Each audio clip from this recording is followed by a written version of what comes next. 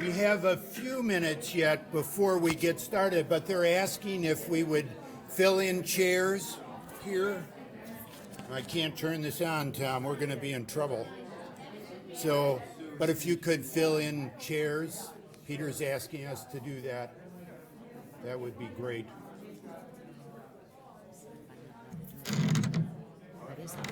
Is it? Oh, it is on. Okay, thank you. Sounded like a crackle. Did it? Okay, all right. There we go. All right. We still have 5 minutes, so we have some time yet. So they just want us to fill in.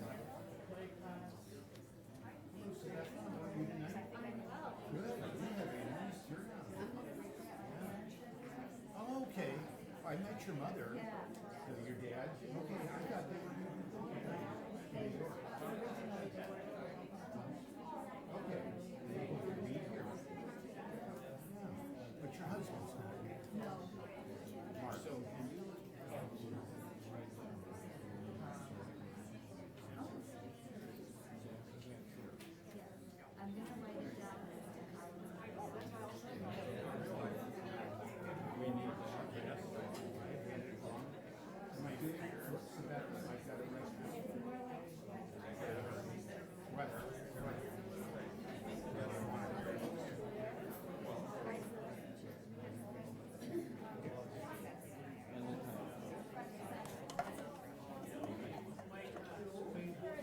Good evening. How you doing? Good. Good. Good. Good to have you here. Yeah.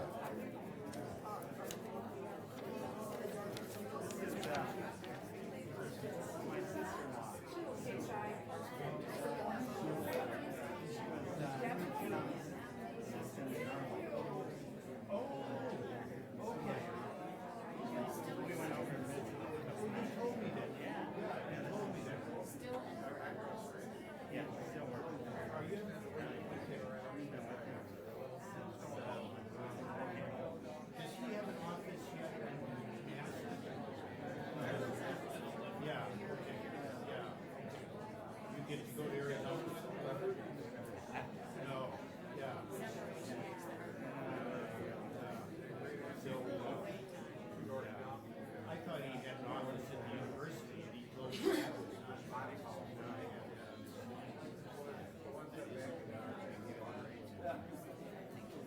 Yeah, I meant teaching at age.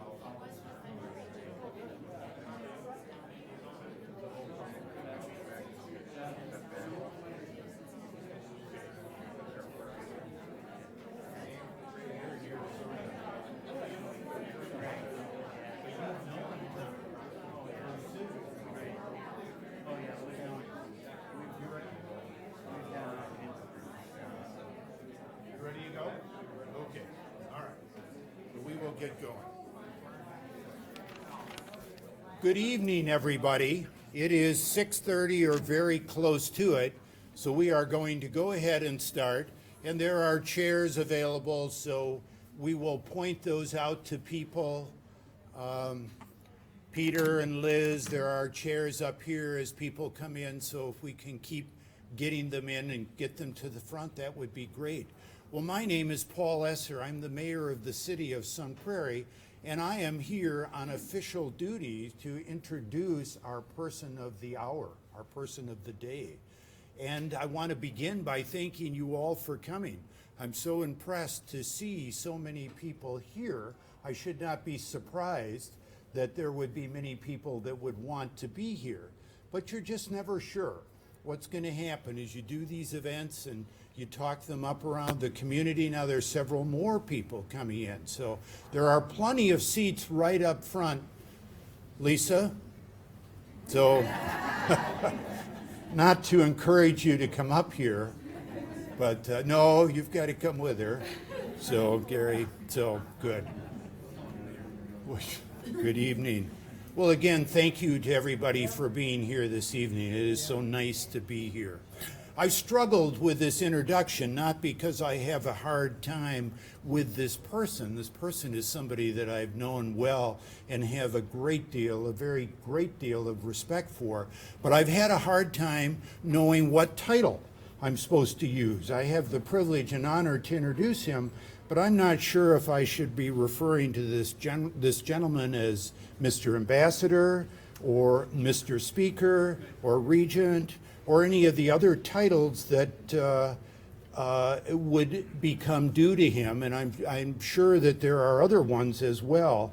But using those titles fails to recognize the essence of this man.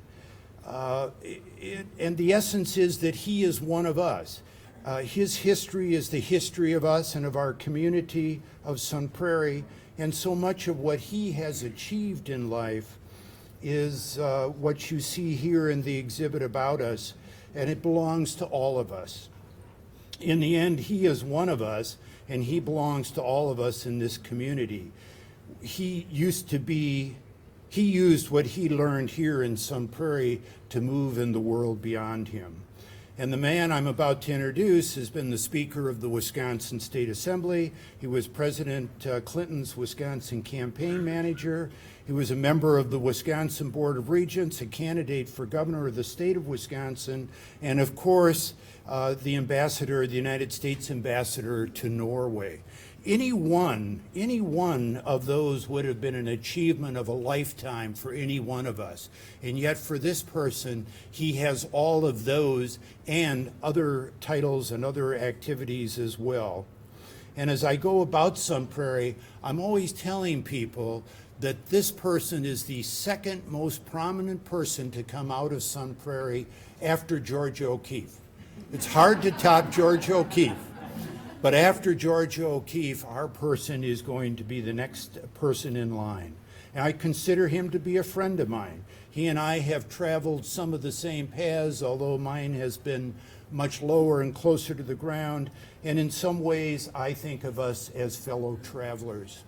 So I'm keeping you all in suspense of the person that I am here to introduce this evening. So let me move right to that. I am introducing and presenting to you this evening Mr. Tom Loftus, my friend. Thank you, Tom, for being here.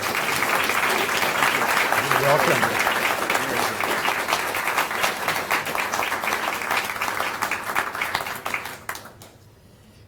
Well, thank you very much. Thank you all for coming. Thank you, Mayor Esser.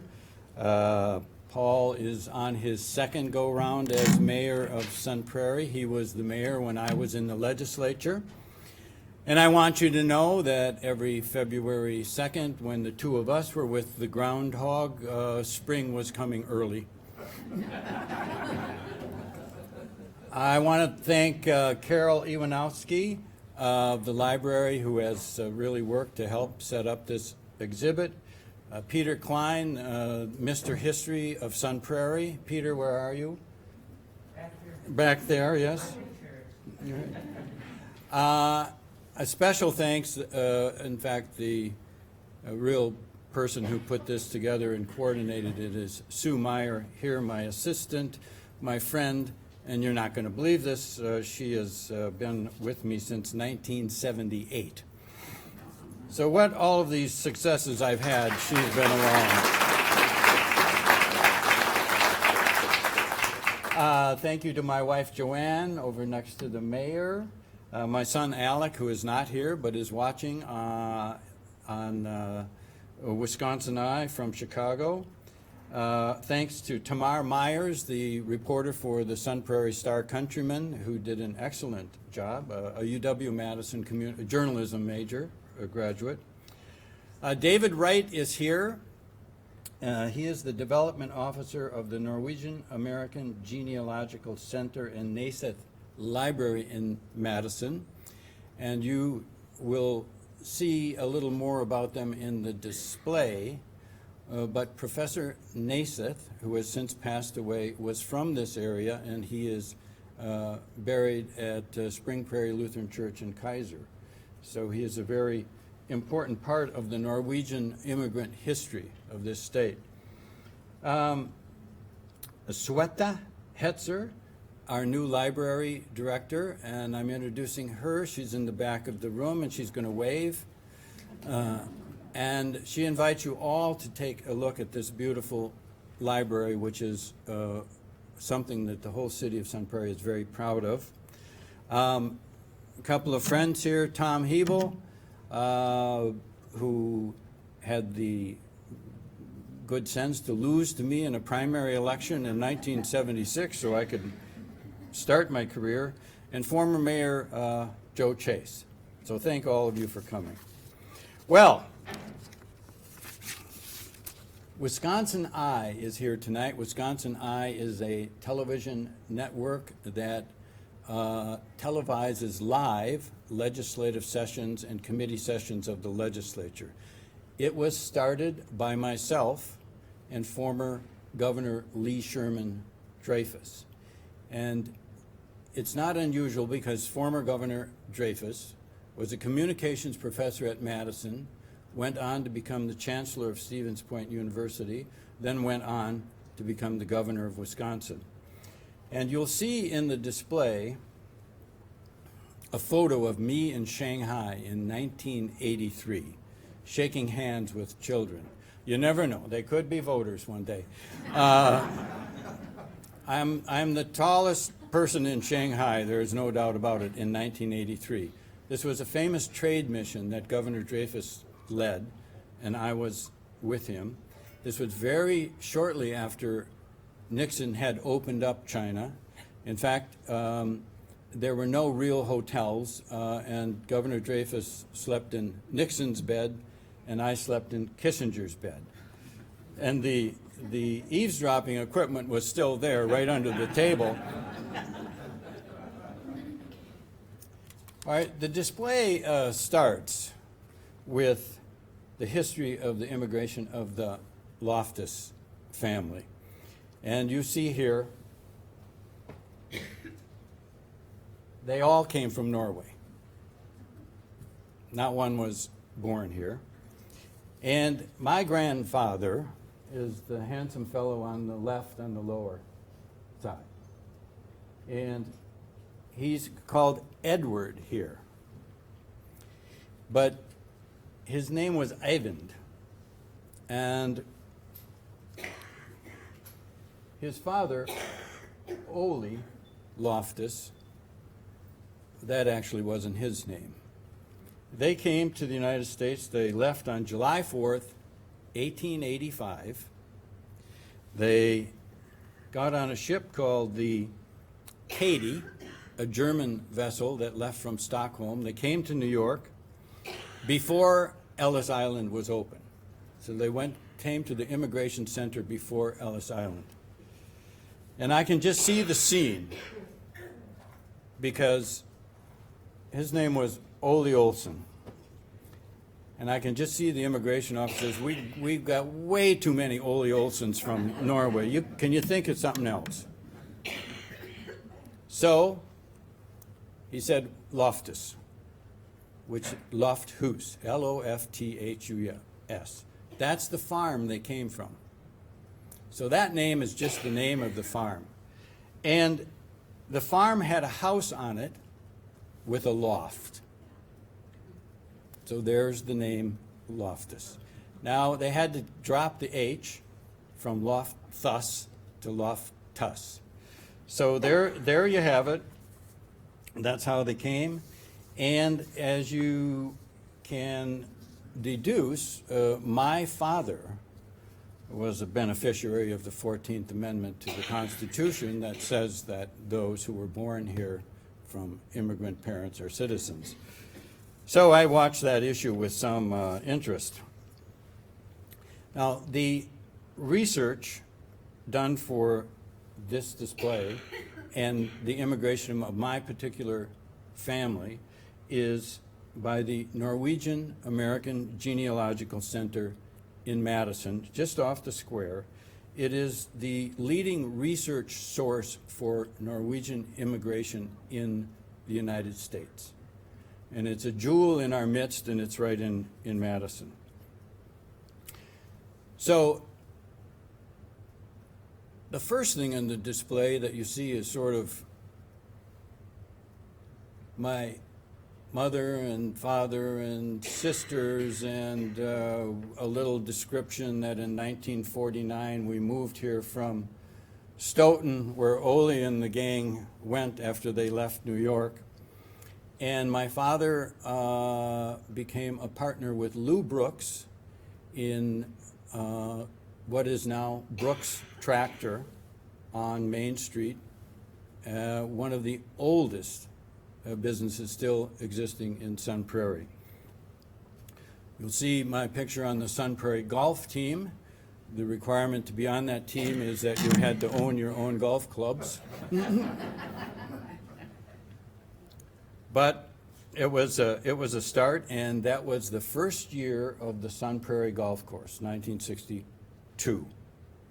So I had the great honor to play out there on the 50th anniversary of that golf course. Then you'll see a picture of me as a military policeman. I had gone to the University of Wisconsin-Whitewater. Well, actually, I've gone to Whitewater State College then. I flunked out, and the reward for flunking out then was that you were drafted. So I was drafted and went into the Army, and my group was scheduled to go to Vietnam, but I was in the hospital sick as could be with pneumonia. I missed the cycle. They went, I stayed in the hospital. So how do you get to be a military policeman? Well, they just lined us up and they took the 6 tallest people in the line and said, "You're military policeman." And I was sent to El Paso, Texas, to Fort Bliss on the Rio Grande River, and not one Viet Cong came over that river the whole time I was there. All right, so I ran for the Assembly in 1976 from Sun Prairie, and as I mentioned, my friend and lawyer, Tom Hebel, was in that primary election. And that was the election Carter was elected. And shortly after that, well, 10 years after that, after I was Speaker, and in 1990 I decided to run for governor. Tommy Thompson had just finished his first term, so I entered that race for governor, and as you can see, I'm the guy on the left with some hair. Tommy is the guy on the right with black hair. That's changed completely. And we have the uniform on. Red ties, dark suits, white shirt. That's what we did. Well, I wasn't the right choice, as it turned out. I came in second. And that was the start of the adventure to becoming nominated to be ambassador to Norway. We had a debate,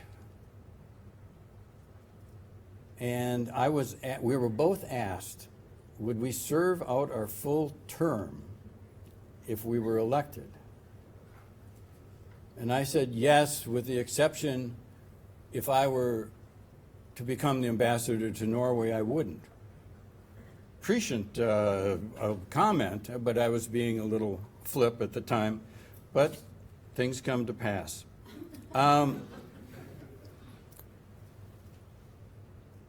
I had become quite good friends with Governor Clinton. We were in politics together. We were in a movement to make the Democratic Party a little more centrist.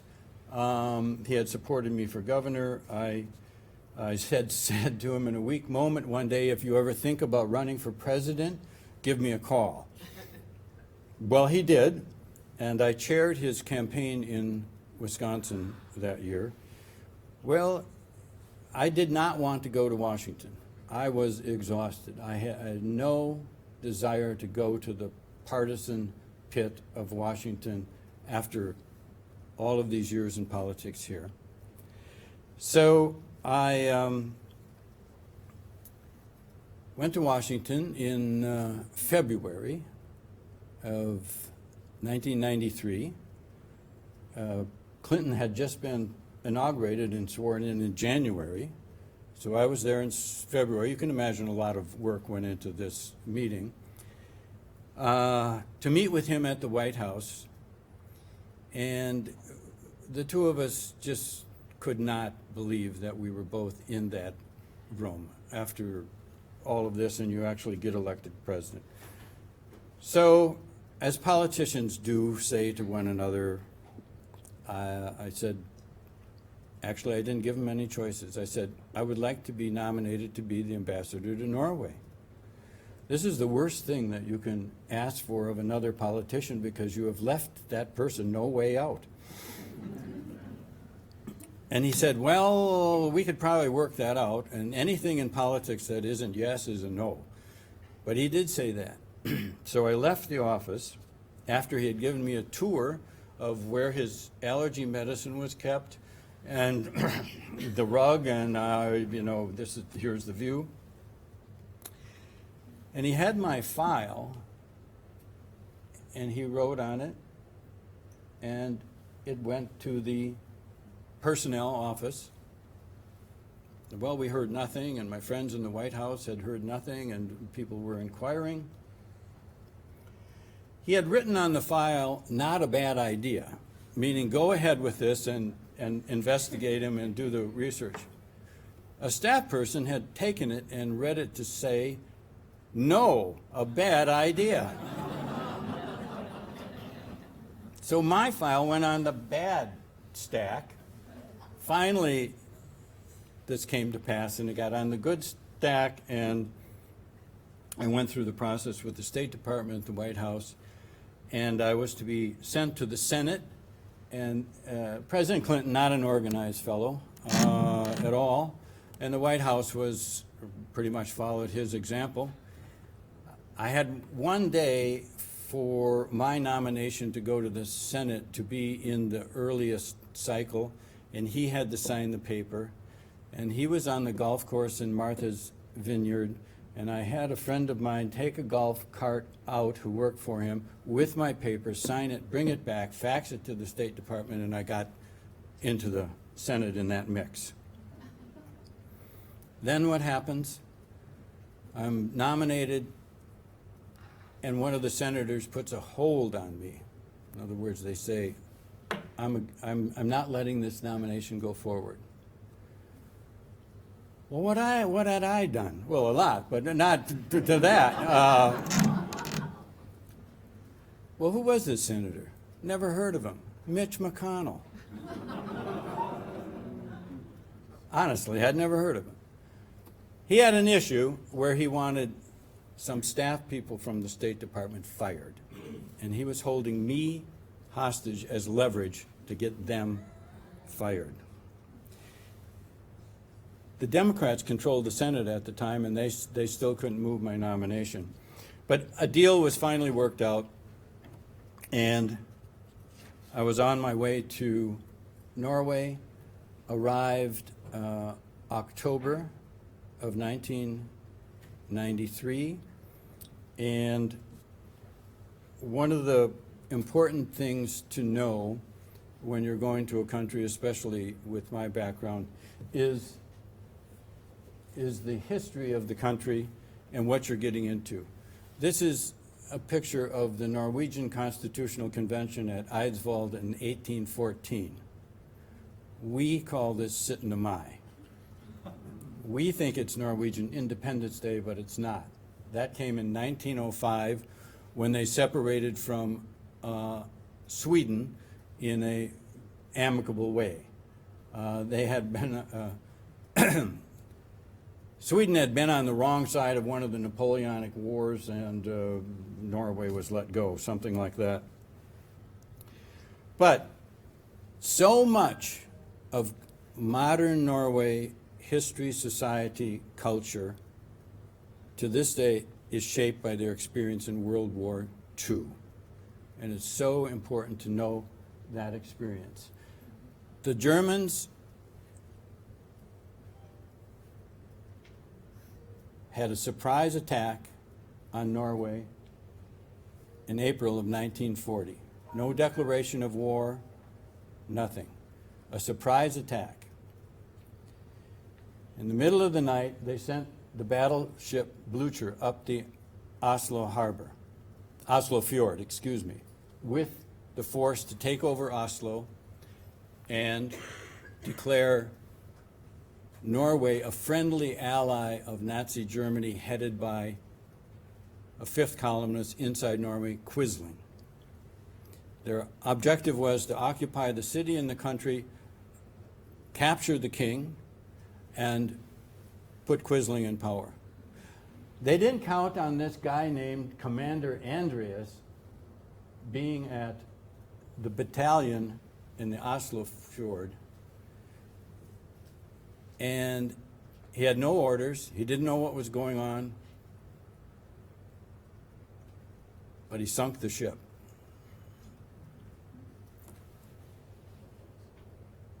There was 2,300 German troops on that ship. 200 survived. Well, that delayed the invasion long enough that the king and the royal family were able to go north. The king was taken away by a British destroyer. And the queen and the children, including the current king, left with the American ambassador in a car caravan where they headed out of Oslo into Sweden to try and escape capture. Her name was Florence Jaffrey Harriman. She took the code books out of the embassy safe and put them in her bra, thinking that no German officer would dare search her. She went the whole way with the current king, the mother, into Sweden, and Roosevelt sent a ship for them in northern Finland and took them, that family, back to Washington. The king and his son went to London and became the Norwegian government in exile.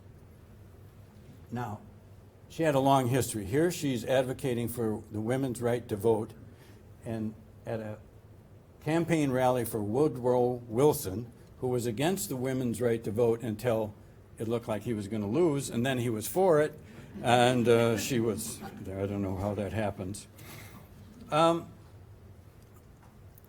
The job of the ambassador is to know the president's foreign policy, and you almost have to know it instinctively through your own life and experiences and your teaching.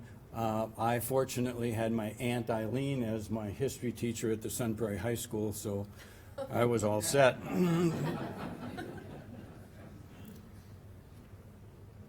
You have to establish credibility and trust, and you have to be a professional friend.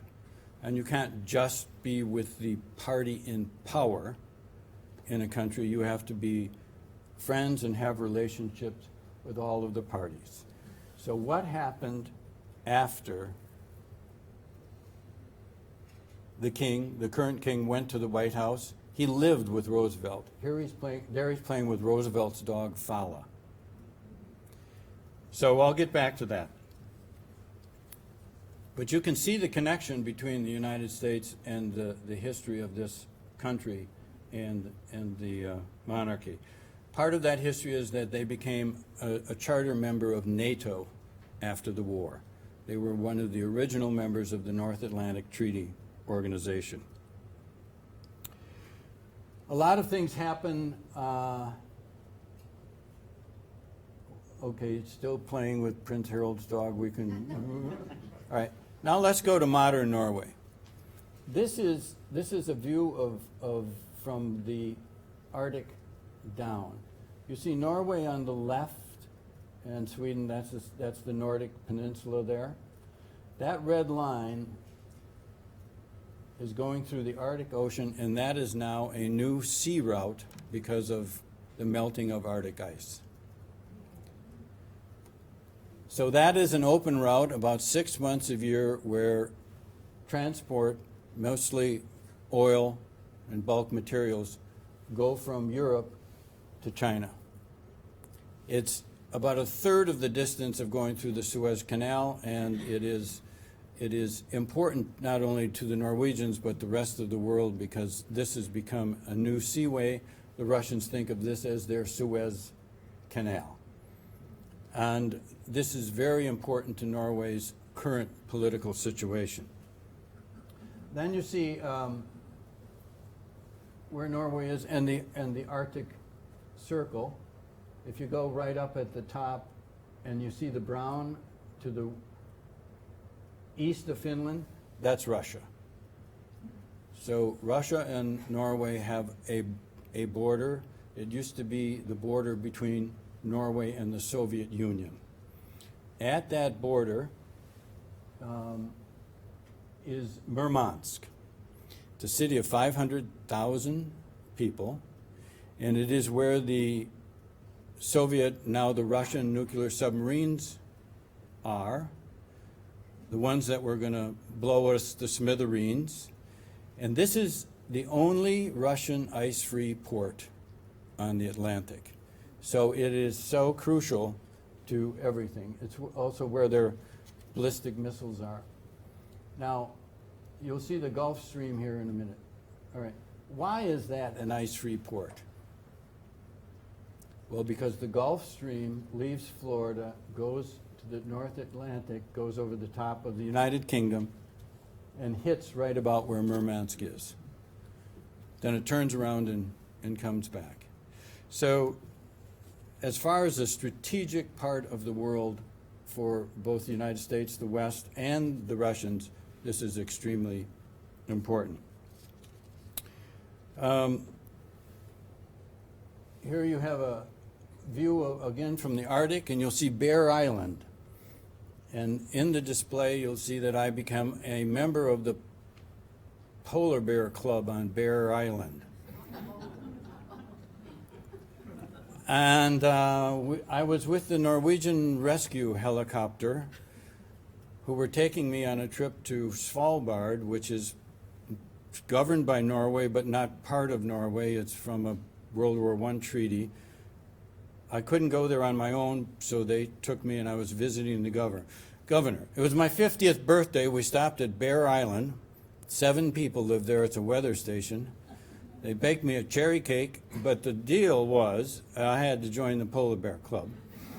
So I had to jump in the Arctic Ocean, and you had to have your head underwater, and you had to swim 2 laps, which that's a lot, while one of them stood guard with a rifle because there are polar bears everywhere. And then you come out and you jump in the sauna when your feet are clogged with ice at that time because you have to run from the ocean up and whatever. Anyway, that's... Someone asked, how did that happen? Well, it happened. It happens to everybody, doesn't it, I'm sure? We then look back at the Northern Sea Route, the new route from Europe to Asia. This is a Russian nuclear icebreaker. They have 12 of them. We have 1 icebreaker in this country. They're building another 12. That's about as tall as the rotunda at the Capitol in Madison, that chip, the peak.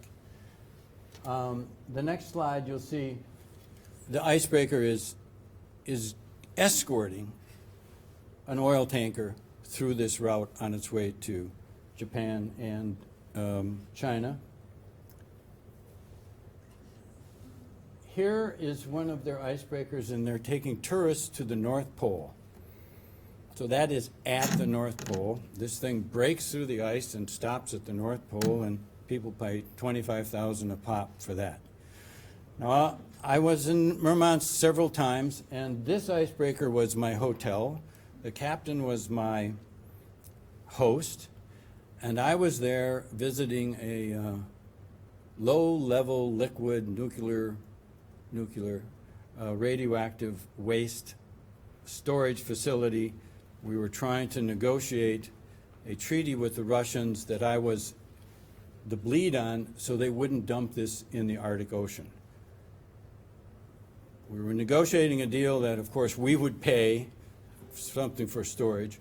So I toured this ship full of radioactive waste, and the protection was a white coat and then something that looked like a meat thermometer. And I had dinner with the captain that night, and he said, "Are you crazy?" Well, then he said, "At least you'll never need another battery for your watch." Heck of a guy, had a hammer and sickle tattooed right there.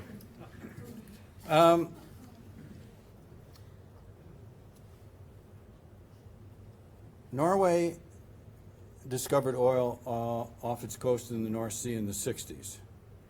This is oil that is pumped out and shipped. At one time, they were the third largest oil exporting country in the world. That's oil exporting, because they don't consume any oil themselves, really. However, what is important now is the natural gas.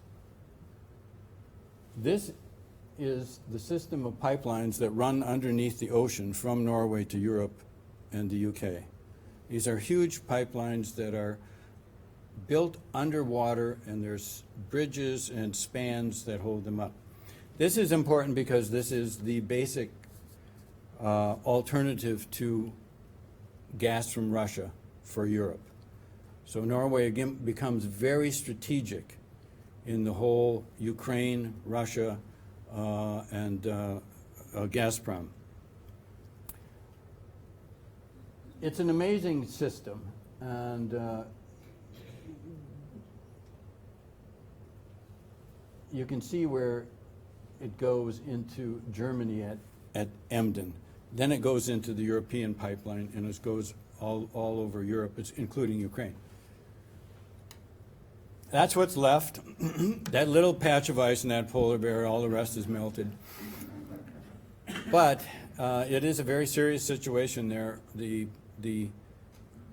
spring ice comes earlier, the winter ice leaves later. The ice is more brittle, and we see the next sort of hot spot of the world in this cold area. All right. So I come to Norway and I present my credentials to His Majesty the King. Why do you present, as an American ambassador, present your credentials to a monarch? Because he is the head of state. The Prime Minister is the head of government, a temporary position that can change with the elections. It's the monarch as the head of state. Here, the President is both the head of state and the head of government. So that is why you do that. And then I want to talk about 3 events when I was in Norway. One, very pleasant, and that was the 1994 Lillehammer Olympics. And this is a nightmare for almost any ambassador from any country that is in the country that has happened to have the Olympics, because about 800 uninvited guests show up and you're responsible for them. And fortunately, Hillary Clinton, First Lady Hillary Clinton, came to lead the U.S. delegation. I had known her for a long time. We spent 5 days together, freezing in Lillehammer. This was the Olympics where Tonya Harding and Nancy Kerrigan were going to beat each other bloody. I went to that event. It didn't happen, but I could get no one else to go with me but my son Alec, who was only 10. What did he know? But it was a very successful Olympics and put Norway on the map of the world as a very efficient country that could pull this off, and it has paid great dividends. It's a lot of work. You're the ambassador, and you're not only the host of this official delegation, you're kind of responsible for all of the Americans, and you hope that, the press acts right and whatever. But in this delegation was a fellow from Louisville, Kentucky. He was the newspaper editor, and a friend of the Clintons, a good old boy, but, a very, very nice guy.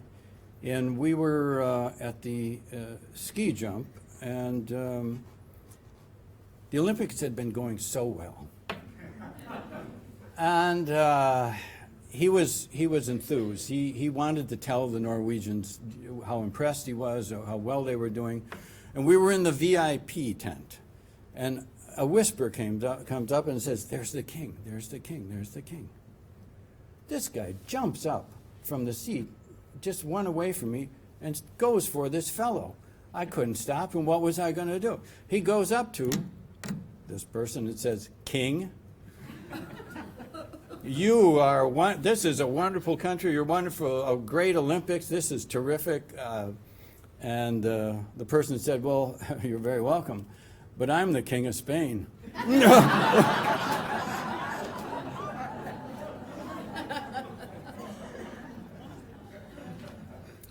You don't get more American than that. Okay. The other two events are the Nobel Peace Prize is given in Norway by a Norwegian Nobel Committee. The other Nobel Prizes are given in Sweden. The Peace Prize was granted to Norway by Alfred Nobel because he thought the Swedes were very warring people. Now, Alfred Nobel was a munitions manufacturer, so had something to do with this. But so the Norwegians were given this honor to bestow this prize, and it's come to mean a lot of not only money and recognition, but power.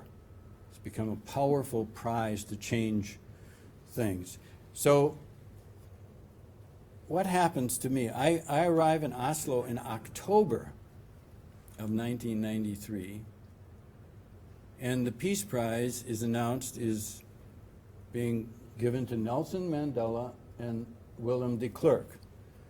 This is before South Africa became an independent country. De Klerk was the president of the apartheid government. They shared the prize. And the idea was there had to be a transition coming up, and the Nobel Prize would help with this transition. The prize is given December 10th in the Oslo City Hall, a beautiful place. And I was waiting to go over there in my office. It was about noon. The prize is awarded at 1, and then there's a lecture. And Sue Meyer, my assistant, who's sitting in the next office, yes, she came to Norway with me, rang into my telephone and said, "Nelson Mandela is on the phone." Well, I had no doubt it was him, but my first reaction, now, what did we do? What did the United States do? I mean, no one tells me anything. I just got here. So I pick up the phone, and he said this: "Mr. Ambassador, what an honor to talk to you." And we chatted a bit, and he said, "Could you be in my suite in the Grand Hotel 1 hour after the Nobel Prize ceremonies end?" And I said, "Well, of course, I certainly can be." So I went to the ceremony, heard the speech. I was there in the Grand Hotel on Karl Johans Gate in Oslo, went up to his room, just the two of us. And I swear to you, when I walked in their room, there was a aura, there was a calm over everything. And he offered me tea. I never drank a cup of tea in my life, but of course I had tea, and with milk in it. And he had notes that he was reading from, and neither one of us knew much what was going on, but the gist of it was that in South Africa that week were the negotiations going on for the General Agreement on Tariff and Trade. This became the World Trade Organization. This was the negotiations that led up to that. The United States was insisting that textiles, clothing manufacture from certain countries, including South Africa, could no longer enjoy their tariff status. In other words, so they would be cheaper than other clothes. And Mandela said, "If this happens, I'll lose 100,000 jobs, and I haven't even become the president yet." So I called the secret number. Yes, there's a secret number. And I said, "I need the U.S. trade representative in South Africa, who's in South Africa negotiating. I need him on the phone right now." 10 minutes later, he calls the hotel suite, Thank God it's a guy named Mickey Cantor, who I knew, I was in the campaign with. And I said, Mickey, I'm in Oslo in the Grand Hotel in Nelson Mandela's suite. He has just won the Nobel Peace Prize, and he wants the United States to change its position on textiles. And I said we would. Here, I'll put him on the phone.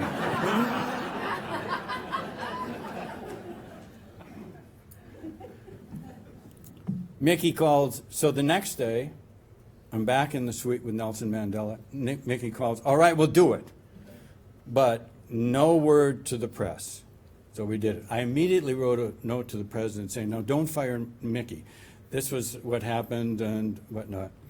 But it's an illustration of what you have to do as an ambassador. You are the only one representing the United States in the country that can speak for the White House, the State Department, the government.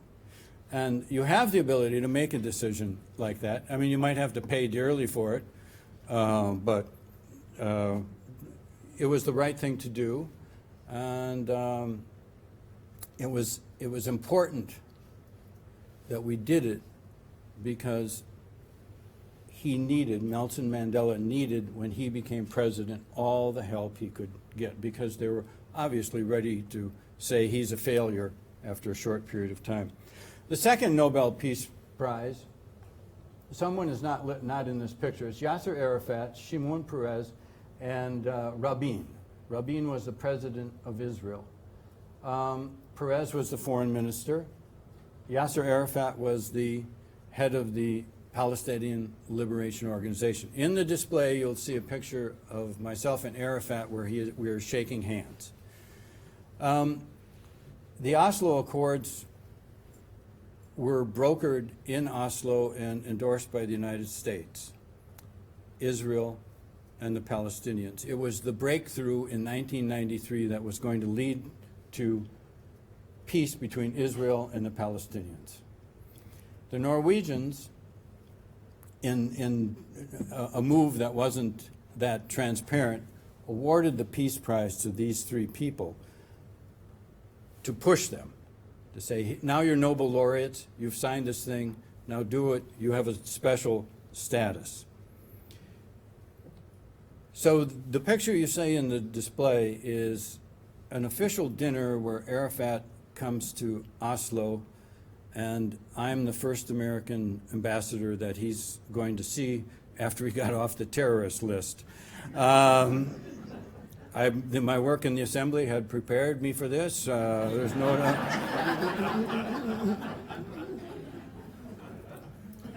So he comes into the dinner, and I had no instructions, of course, and he grabs my hand to shake it and then grabs my arm so I couldn't let go, and we stood there until every cameraman and photographer that was there had all of their pictures. And the unfortunate thing is, what I was witnessing, I was with Peres and Arafat several times over the next couple of years. Each time I was with them, I wasn't to negotiate, I was to deliver a message, hear what they had to say, and then send that message back. And what I was witnessing was the falling apart of this peace accord. We thought it was the putting together of it, but it was the falling apart. And then sadly, the president of Israel, Rabin, was assassinated. And Netanyahu came to office, and despite pledging fealty to the Oslo Accords, it didn't, and they went by the wayside. And we're still back to that part today. Okay, last great story is the king and queen became the king and queen when I was there. Their father King Olaf had passed away. They became the king and queen.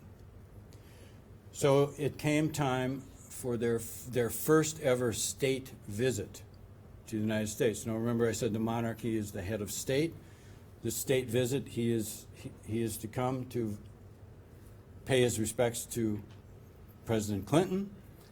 I am their host in the United States, travel with the two of them for 3 weeks. You'll see in the display a picture of me dancing with the Queen at the Waldorf Astoria.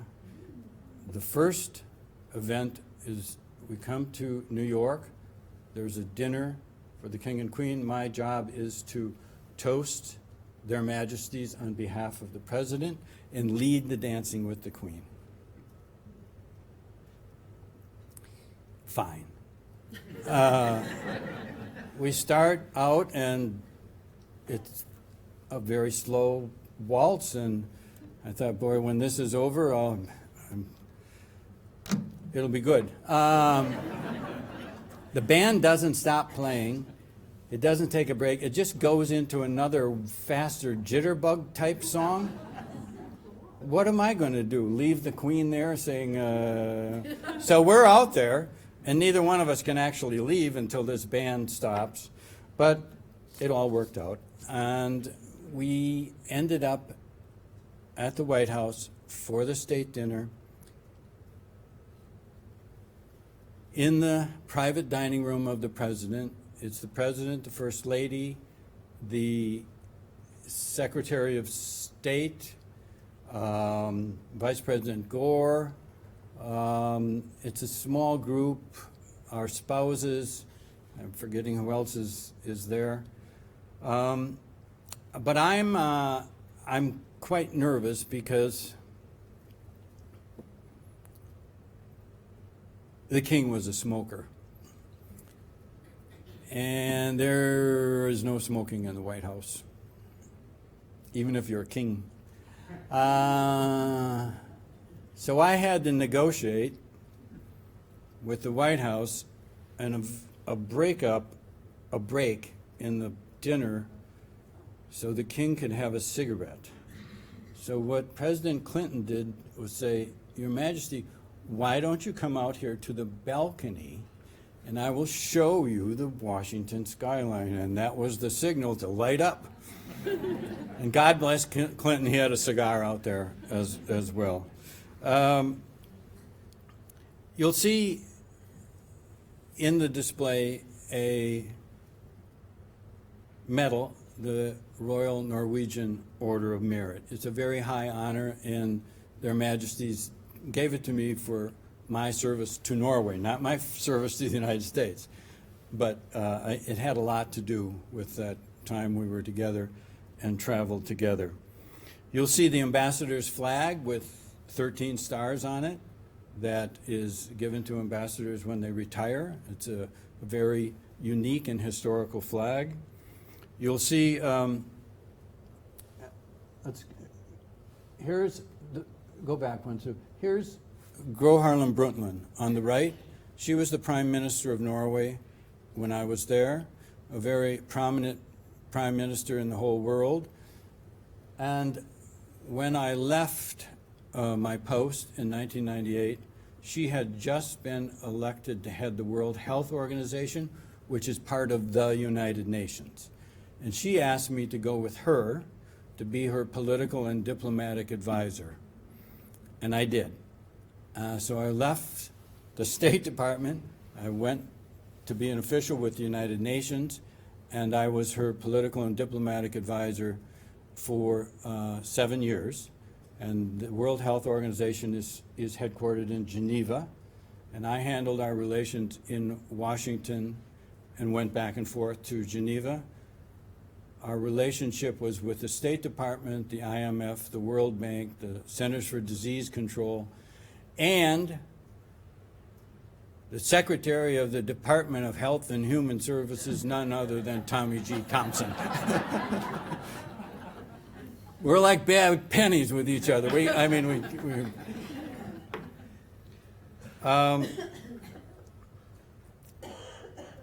So I'm going to wrap things up and just digress a little bit how it come that, why am I stumbling all over the world and why am I doing this? What happened? And Well, the thing that happened is that the first foreign country I went to, I walked.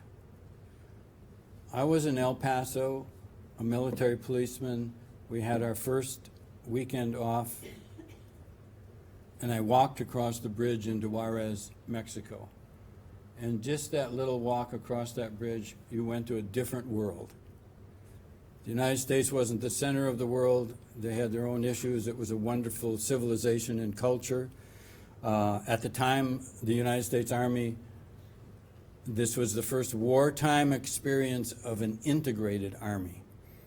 There was a lot of remnants of racism, especially in El Paso, for soldiers, and all of us liked Juarez a lot better. So that stuck with me, and ever since then I have made a pledge to myself that I'll use my passport every 2 years, and I did that. And I worked at it. And it's going there is the important thing. If you put off till the next time, well, maybe we better go next year, or wouldn't the weather be somewhere else? If you get an opportunity, go. And some amazing things have happened. And when I was in China with Governor Dreyfus, we were in the Hollywood Arms Hotel in Shanghai. And Governor Dreyfus's brother had been shot down by the Japanese in World War II over China. And the Chinese had saved him and took him out, and he ended up at this Beverly Hills Hotel in Shanghai. We went there. And the other group that was there was a rather inebriated crowd from Notre Dame. And they were playing the Notre Dame fight song on the piano in the bar. And Governor Dreyfus got up and he walked over there and he sat down and started to play "On Wisconsin."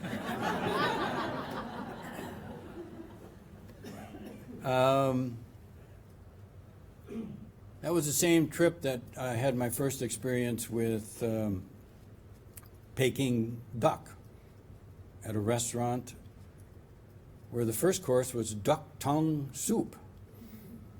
And then the rest of the innards and skin and everything follows after that. But it was a great experience because the duck tongues came from a poultry farm in Racine, Wisconsin. No market for duck tongues here, but there. So this idea of the integrated world was starting to take effect. That was the same trip where as gifts, we bought beer, not knowing the Germans had been there 100 years ago and they were good on beer. And we bought cheese. We bought cheese for as a gift for 1 billion lactose intolerant people.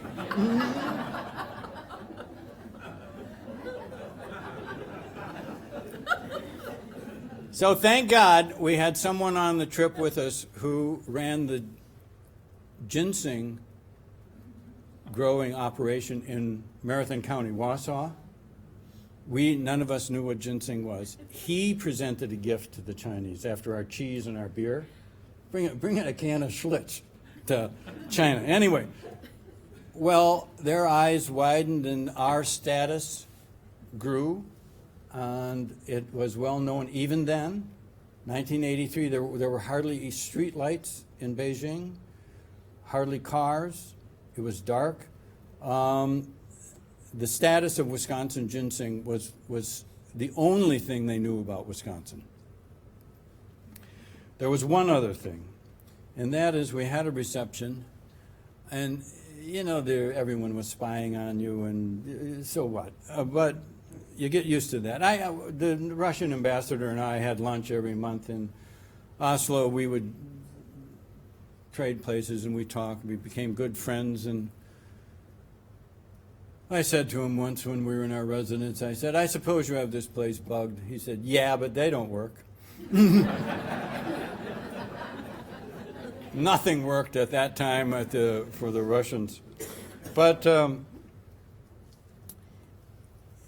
these experiences are important. I had met Shimon Peres, the winner of the Nobel Peace Prize, when I went to Israel with Governor Thompson on a trade mission, and so I had met him before. And this happened quite often. If you get around, you'll meet people. Met Paul McCartney on the beach one day in Jamaica. Well, he was there, I was there. I mean, he had to be somewhere, I had to be somewhere. And there we were. I'm going to wind up and happy to answer any questions. I've only covered a few things. What you see in the exhibit covers a lot more. But golf has been my avocation, and it's, we got, my wife is at St. Andrews, and this is a trophy she has for getting an eagle on the second hole. So there you have it. It all comes down to that. I want to say, in closing, a big thank you to the museum in Sun Prairie, the library, all of the people that worked on the exhibit, and I repeat myself that you should take the opportunity to look at the jewel of our city, and that is our library. And thank you very much for coming.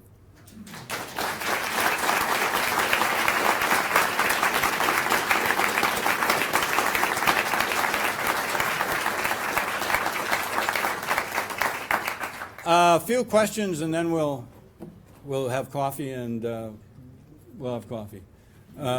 Anybody? Okay. Yeah. What about the language, Norwegian, kind of snack and norsk? The question is the language. Well, two things. All of the diplomatic work is done in English for a good reason, for fear that the translation, something would be wrong, be out of context.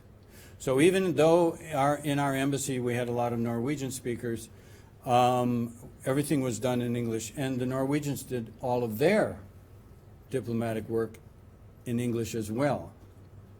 So if they were with the Germans, or if they were with the Swedes, whatever. Now this is to make sure that the record is accurate, and that a word is not translated in air. Now, I did learn Norwegian, and one of my Norwegian friends said, why? There are only 4 million Norwegian speakers, but I did. And the important part was I had to give a speech in Norwegian on the 4th of July at our party where we had 800 people in the garden. Well, I had practiced this speech forever, and those 800 people told 8,000 people that I was fluent in Norwegian. That's all it took. But I could read the papers, and I could do casual conversation, and the important thing was that I had made the effort. There have been quite a few famous people that have come through the embassy in Oslo. John Kerry was there as a child. His father was there. Julia Child was there. Her husband was in the information agency at the embassy, and Julia gave cooking lessons at the residence. Anything else? Your sister Wendy still lives over there. She must have fell in love with the country. Yes, my sister Wendy, who is also a graduate of Sun Prairie High School and the University of Wisconsin at Madison, married a Norwegian, and she's lived there for about 35 years, has a son. She was just returned. Was she in your class, yes. Joe? She was in your class. And I have close cousins. If we could go back to that. Well, no matter. All right, here's the last one. On my grandmother's side, this is my grandfather's side that we've been talking about. On my grandmother's side, there were 7 children. 6 of them immigrated to the United States. The seventh, a girl, a teenager, was going to go with them. And before they were to go, they were in church. And her boyfriend was sitting behind her, and he said, "Please don't go." And she didn't go. She had 7 children, and all of those 7 and their children are now my relatives, and we see them, and so I felt quite at home when I was there. Okay, thank you very much.